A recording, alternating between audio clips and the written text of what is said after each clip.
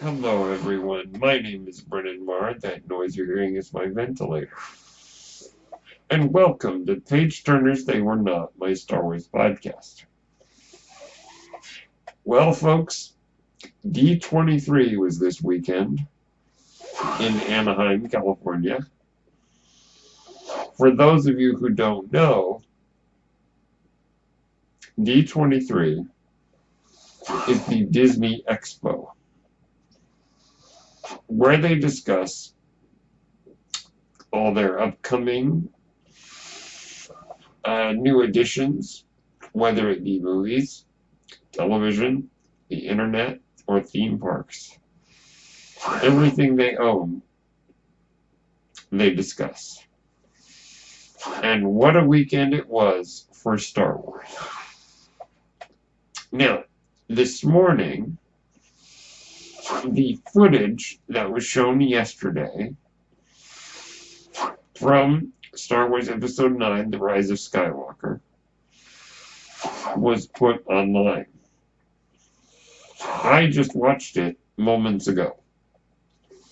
So we will get to that later in the podcast. But the first thing we should discuss is the first big bit of news that they announced. Friday was their day when they discussed Disney Plus, the new Disney streaming service. And they kicked things off with the show The Mandalorian, which will launch with Disney Plus. They dropped a trailer for The Mandalorian, and oh my. Now, it's not really a trailer. It's more of a teaser. And it doesn't show us a lot, but what it does show us is really cool. So, before we get into that, you may be wondering, what is a Mandalorian? To make a long story short, the Mandalorians are a warrior culture in the Star Wars universe who wear armor similar to the armor worn by Boba Fett and his father Jango Fett. Now, there is some conflicting reports as to whether or not Boba Fett, or rather Jango Fett, is a Mandalorian at all. That's a debate for another day, but needless to say, Mandalorians wear the distinctive armor that is similar to the armor worn by Jango and Boba Fett. The Mandalorians are an ancient culture, but as we learn in the events of the Clone Wars and Star Wars Rebels, the Mandalorian culture had a lot of trouble from the Empire during the days of the Galactic Civil War. We have yet to discover what became of their culture during the war. We know that during the build-up to the war, their world was under the control of the Empire. Now, The Mandalorian will take place a year after, I believe, a year or a few years after the end of Return of the Jedi. The Empire has been defeated by the Rebel Alliance, the rebels which then have become the New Republic. But the outer reaches of the galaxy are very lawless. The Mandalorian is the story of a lone Mandalorian, a single fellow, just called the Mandalorian, wandering the galaxy in search of work, working as a bounty hunter, collecting bounties and turning them in for money, and working with and for a variety of interesting characters. The show stars Game of Thrones veteran or Game of Thrones alumni, Pedro Pascal as the Mandalorian, MMA fighter Gina Carano as another cast member. Now, the names of the characters escape me because I've not done too much research into this show so that I can go in fresh without knowing what I'm going to see. Gina Carano, actor Carl Weathers, who you may recognize from movies such as Predator and the Rocky franchise. In Rocky, he played Apollo Creed. Also starring German director Werner Herzog and a variety of other actors, including Nick Nolte, in a role that I'm not entirely sure what he's playing. But this is just the tip of the iceberg. There are many other actors that you may recognize. Giancarlo Esposito from Breaking Bad, and so on and so forth. The trailer, or the teaser, definitely shows us that the show has a Western vibe, as does the poster, which was released around the same time, which shows the Mandalorian standing in a desert landscape with the suns. I didn't look close enough to see if it was one or two suns. It could be Tatooine, for all we know, in the background, giving the poster a very Old West feel with the sunrise and the lone gunslinger. The teaser is gritty and dirty and shows us a battered and bruised galaxy. We see very kind of run-down outer world kind of places. I'm sure this show will take place on what is called the outer rim of the galaxy, which is basically the lawless outer reaches of the galaxy. The vibe of the look of the teaser is very reminiscent, in my mind, of Rogue One. Things are very dirty, very run down. The teaser opens with a very gripping shot of stormtrooper helmets buried in sand. The next shot is stormtrooper helmets on pikes. Now there's quite an image. So the teaser gives us a lot of the images of the characters, also including a droid that looks like IG-88. IG-88, for those of you who may not know, is one of the bounty hunters who came when Darth Vader summoned the bounty hunters and instructed them to find the Millennium Falcon on his Star Destroyer in the scene in The Empire Strikes Back. It's the scene where Darth Vader tells Boba Fett no disintegrations and tasks these bounty hunters, including Bosk, Dengar, Zuckuss, Forlom, and IG-88, as well as the most famous or infamous Boba Fett, with finding the Millennium Falcon. Now, IG-88 was that kind of tall droid with that tall head. Tall, skinny droid. Now, whether or not this droid in The Mandalorian is the same exact droid, or just one who looks like him, I have not yet found out. Apparently it's not, but I'm waiting for the show to confirm that.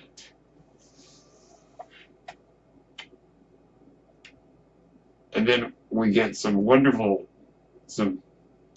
action of what looks like a couple of bar fights. What Western would be complete without a bar fight? With a pretty cool shot of the Mandalorian using the grappling hook on his arm to drag a guy through the doorway of the cantina and then shooting the controls of the door so that the door closes on the grappled individual.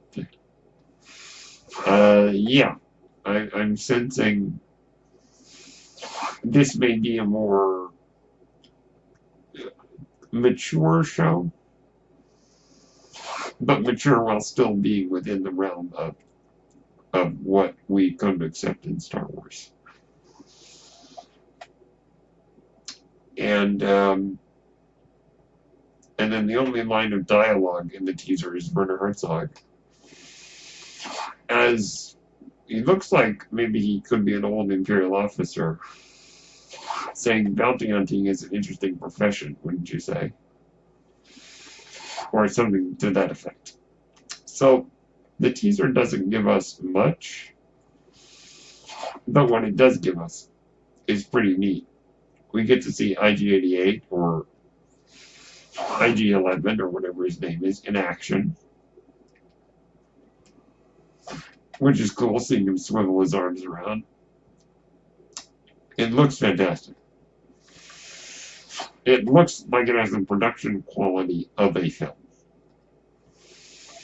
We can credit Jon Favreau, who's the showrunner, who is the director of the recent Jungle Book, the recent Lion King, the first two Iron Man films. We can credit him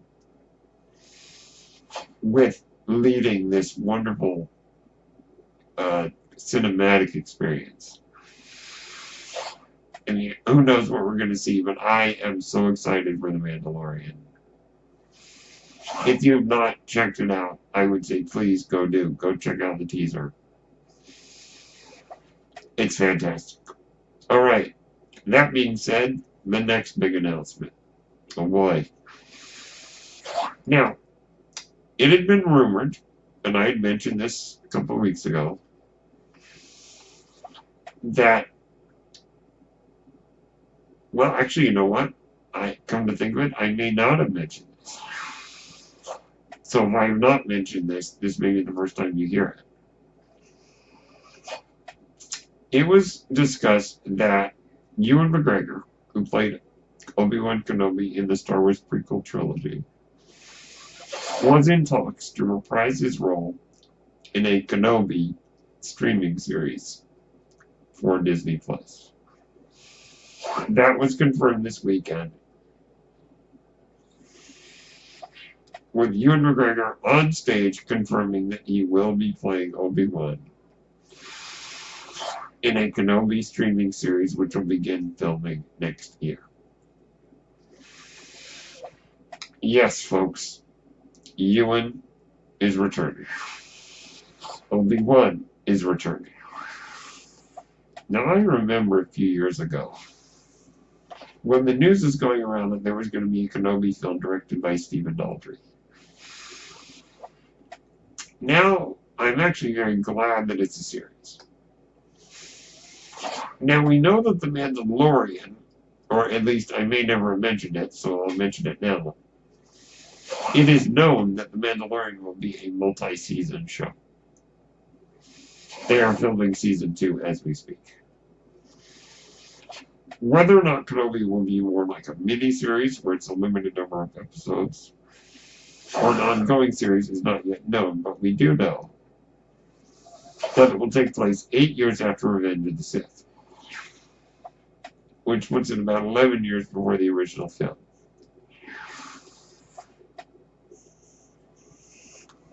What Obi-Wan will be doing will be interesting because I don't know if they can sustain a show of just him hanging out on the desert unless they come up with some really neat adventures for him to have on the desert. So whether or not he'll leave the planet or things like that is not known. So what we will see beyond him is not yet known, but it is a very interesting idea. And I think a series is a much better approach than a film. Particularly lately, as I think Disney and Lucasfilm have wanted to be risk avoidant. Especially after the problems with the release of Solo. So that was announced, and I am ecstatic. I think that Ewan is one of the better parts of the Star Wars prequel trilogy, or at least gives one of the better performances, I should say. I think that there are plenty of good parts about the prequel trilogy. I think when it comes to acting, though, he's definitely one of the better ones. And I was never objecting to a movie about him. Because, like so many people, or a streaming series for that matter, like so many people, I greatly admire his performance as Obi-Wan. I do think it didn't work so much in The Phantom Menace. It felt like he was doing an Alec Guinness impression that failed. A bad Alec Guinness impression. And Attack of the Clones, some of the scenes that he has with Anakin, the dialogue is so bad that unfortunately it even makes Ewan look bad. But when he's off on his own little adventure, and particularly his performance in Revenge of the Sith, I have no complaints, and I'm so glad to see him come back. And I think a streaming series is the best choice. Also, we know that Season 7 of the Clone Wars, which is never been seen, will be released on Disney Plus in February. Of course, let me rephrase that. I guess I shouldn't say, never been seen. It's not like they've been hiding it in a shelf. No, they've just completed it. It's more that it's based on material that they were never able to produce when the show was canceled. And that will be coming in February, which will include such things as the Siege of Mandalore and more Ahsoka, which I'm happy. And also, if I'm not mistaken, these episodes will lead right up to the beginning of Revenge of the Sith, completing the Clone Wars series. And I'm very happy about that. Star Wars Resistance. This was not part of the D23 news, but I thought I'd mention it. Will be having its second and final season, which they just released a trailer for.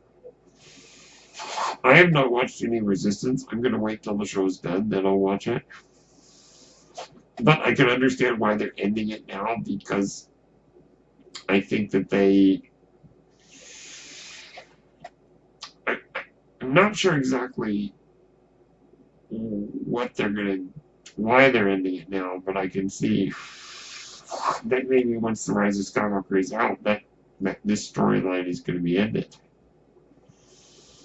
I don't know exactly, but I will be catching up on Resistance eventually. And I will definitely let you know my thoughts on it.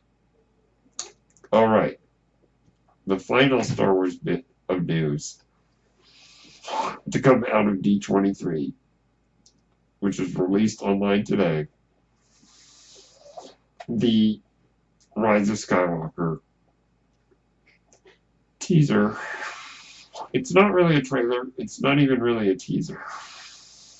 It's just a little, I guess you could call it a teaser. It's just a little tidbit. So it starts out with very much a recap of the original trilogy, the prequel trilogy. I think definitely saying to us, this is the end of the Skywalker saga. It showed us a few recaps of the sequel trilogy up to this point. And then we got jumped into the new footage.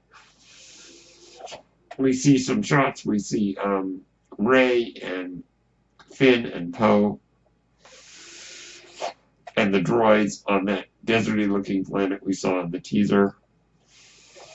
And they're looking over what looks like some kind of big, it looks like a festival or a market or something on this alien world. Lots of colors and banners and what looks like kites in the sky and something going on. I'm not sure exactly what it is. And, you know, I've only watched it twice because I don't want to overanalyze it. So let me just give you the images that really jumped out to me the most. You get, of course, some shots of a lot of spaceships. It looked like something like hundreds of Star Destroyers, which is like, oh my. And a bunch of rebel ships like coming in out of hyperspace. But they're in something. They're in some kind of, like, I don't know, space looked a little bit weird around them. It didn't look like normal space. Maybe like they're in some kind of nebula or something to that effect. But the rebels come in out of hyperspace, you know, right at the camera, and the X-Wings immediately separate their wings in like attack formation, like they're going to battle. And we get the shot of Finn, and I forget the name of the new character, but the girl, she's sitting behind him, and they look like they're in the cockpit of the Falcon. And again, they both look like they're like gulping, like, you know, like, oh my goodness. Seeing all these Star Destroyers.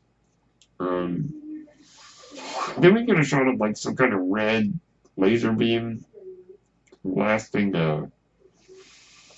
like what looks like a snowy planet surface. It doesn't look like a planet killer size beam,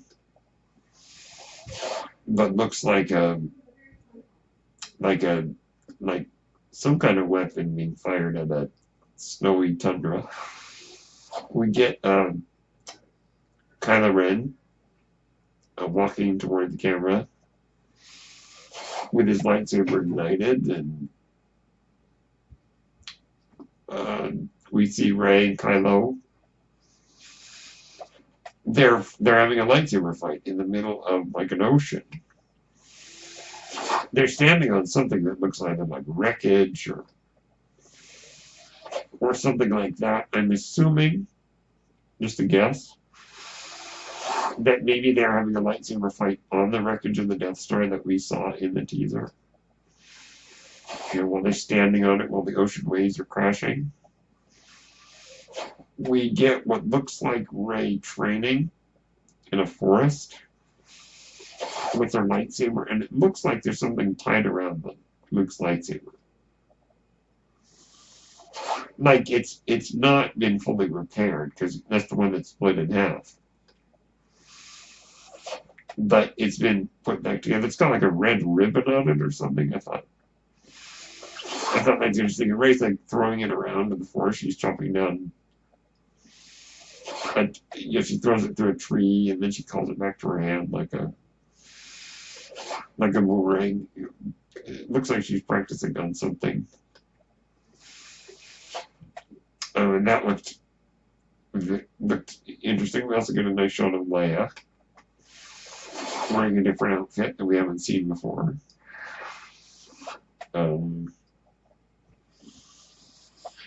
As I mentioned, I'm very interested to see how they incorporate Leia into this. Those are all really the big images that have jumped out to me, but there is one last one. This is the one everybody is talking about. Dark Rey. We see Rey wearing what looks like a dark side hood and cloak, and he's standing in some kind of structure. Whether it's stone, whether it's metal, I didn't really look too deeply. But she's standing there looking all dark-sidey, and she's got this crazy looking lightsaber. So we first get a shot up near her face, and it's like two blades, like pointed in the same direction. Like she's got two vertical blades. And then the next shot, we get farther away from her, and we see that she's wearing this like cloak, and it's a. And then we see the lightsaber kind of snap down into like a double-bladed lightsaber kind of configuration, kind of like Darth Maul's. And then the teaser ends. Okay. Now, I had heard talk about this yesterday, because the people who got to see it were tweeting about it. I'm getting to see it now. That looks very interesting. Now, it could mean a couple of things. And I think we'll save a lot of the speculation for Friday. But just for the sake of continuing with our theme, it could either be a dream sequence of some sort, or it could be Rey goes to the dark side, or it is more likely possessed by Palpatine. We hear Palpatine's voice in the teaser. We hear him say, like, you reached the end of your journey, or something like that. You know. Palpatine's up to something. Now, I'm thinking, what if he possesses Rey? That would be quite a struggle. So yet again, we'll save the speculation for another day. But those are the things that we've gotten from D23. I'm excited. I'm intrigued. I think that these are all some very, very interesting developments. I think I'm just as excited for The Mandalorian as I am for The Rise of Skywalker. Though there are parts of The Rise of Skywalker I'm very interested in, that, especially the future of Rey, Kylo Ren, and how the story's going to end. That really have me excited. But The Mandalorian, I mean, trust me, I am very excited about. And I'm very excited to see what further developments we get about the Kenobi series. Have any of you out there gotten to catch up on these details? Let me know what you think about all this. My name is Brendan Moore. Thank you so much for tuning in to my podcast. I'm so glad to be back. I was going to be back last week, but I was sick. But I'm feeling so much better this week, and I'm so glad to be back. So thank you so much for tuning in. The Page Turners, they were not my Star Wars podcast. May the Force be with you.